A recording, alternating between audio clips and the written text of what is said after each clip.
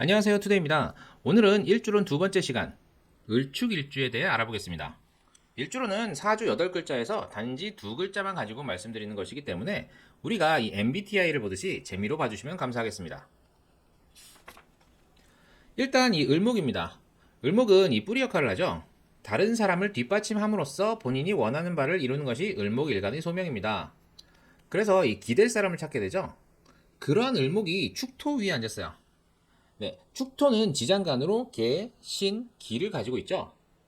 을목은 뿌리니까 이 뿌리를 내릴 흙이 있고 물 있고 수를 생하는 금도 있어요.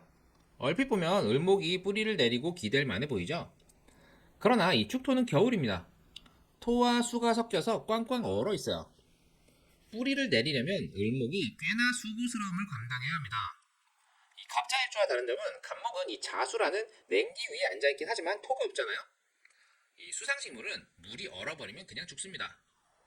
갑자일주인데 살아있다는 것은 사주 어딘가에 냉기를 녹일 만한 화가 있다는 거예요. 근데 이 축은 겨울의 토, 동토예요. 토가 있으니 얼어 죽지는 않는데 토가 꽝꽝 얼어 있으니 을목이 살려면 꽤나 수고스럽게 어떻게든 언 땅 속으로 뿌리를 내려야 해요. 힘겹습니다. 그렇게 나를 힘겹게 하는 사람이 이 배우자예요. 거기에 이 12운성상 쇠지죠. 배우자가 나를 쇠하게 합니다. 남자는 결혼하면 와이프가 무섭습니다. 사워한다 그러면 등골이 오싹합니다. 배우자 궁에 재성을 깔았으니 부인이 부인 역할을 하는 것은 좋은데 을목이 통근하지 못하니 겉으로 보기엔 부인을 마음대로 하는 것 같아도 실상 제대로 컨트롤하지 못하는 경우가 많습니다. 가정의 경제권도 와이프가 주는 경우가 많아요. 여자의 경우 이 남편이 정신적으로 스트레스를 많이 줍니다. 거기에 이 재성을 깔았으니 시어머니가 스트레스를 많이 줍니다.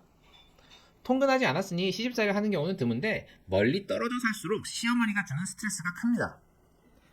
가까이 살면 불려다니기 때문에 몸이 힘들어서 정신적으로는 좀 낫습니다. 남편과의 관계도 남편이 나를 쇠하게 하니 관계를 해도 외롭습니다. 문득문득 외롭다는 생각이 듭니다. 경제권은 보통 남편이 주고요. 남편이 돈을 많이 벌수록 유세를 심하게 떱니다. 을축일주는 축이 동토지만 다음 달이 인월, 봄이죠? 네. 겉으로 보기에는 움직임이 적으나 밝고 낙천적이며 진취적입니다. 그래야 지금의 상황을 견딜 수가 있기 때문이죠. 남자의 경우 재성을 깔았으니 결혼해도 아버지 곁을 떠나지 못하는 경우가 많습니다.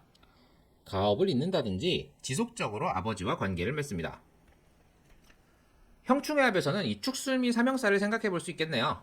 을축일주니까 축술형과 축미충이 발생하겠네요.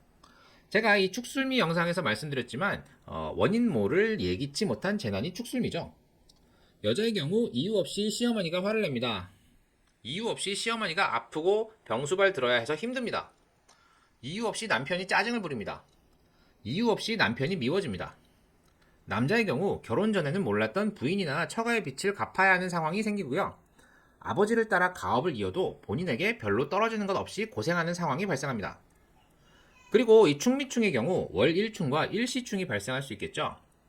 이 갑자일주의 좌우충과는 다르게 충미충은 같은 토끼리 충하는 거라 이 지장간의 내용물을 잘 봐야 합니다. 축에는 지장간에 계신기가 있죠. 미에는 지장간에 정을기가 있습니다. 기는 재성인데 충해도 무사하고 계수와 신금, 정화와 을목이 깨지겠네요. 월일충이면 15에서 30세에 정화 을목이 깨지는 상황이 발생합니다. 정화는 식상이니까 진로가 막힌다든지 할머니에게 변고가 생길 수 있고요. 을목은 비겁이죠. 자신이나 형제가 다칠 수 있습니다. 30세에서 45세에는 계수와 신금이 깨지겠네요. 계수는 인성이니까 문서와 관련된 사건이 발생하거나 모친의 변고, 신금은 관이니까 관제수나 여자는 남편의 변고, 남자는 자식에게 문제가 생길 수 있습니다. 일시충은 시지에 미토가 있다는 말이잖아요.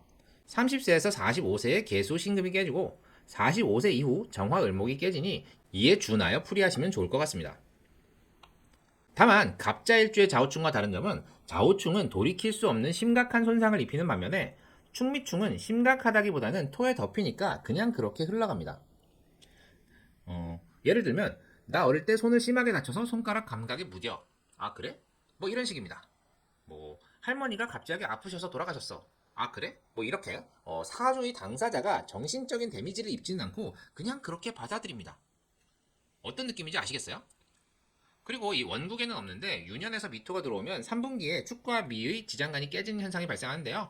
그 시기에 지장간의 육친과 관련된 손실을 예상할 수 있습니다. 다만 기토, 재성이죠. 재성과 관련해서는 크게 손실을 입지 않습니다. 오늘은 을축일주에 대해 알아봤는데요. 이 정리를 하다 보니 을축일주의 부정적인 면만 말씀드린 것 같아 다시 한번 정리를 하겠습니다. 네, 을축일주의 장점은 겉으로는 움직임이 적으나 낙천적이고 진취적입니다. 남자는 가업을 이어받으니 재성이 안정적이고요. 배우자궁에 재성을 깔았으니 배우자가 배우자 역할을 제대로 합니다. 다만 부인을 컨트롤하지 못하고 무서워하며 경제권을 부인에게 넘기니 을축 남자와 결혼한 여성분은 좋겠죠. 여자 을축일주는 배우자궁에 재성을 깔았죠. 결혼 후에도 시댁의 지원을 받을 수 있습니다. 물론 시어머니 때문에 스트레스를 받을 수는 있지만 적어도 물질적인 안정감은 확실히 가져갑니다. 다만 남편이 잘 벌수록 유세가 심하고 좀 외롭긴 합니다. 어떻게 보면 을축일주 여자와 결혼하는 남자는 좀 좋을 것 같습니다. 결론적으로 을축일주는 참 결혼하기 좋은 일주다라는 결론을 내릴 수 있겠네요. 다시 한번 말씀드리지만 일주로는 4주의 MBTI 정도로 재미로 즐겨주시면 좋겠습니다.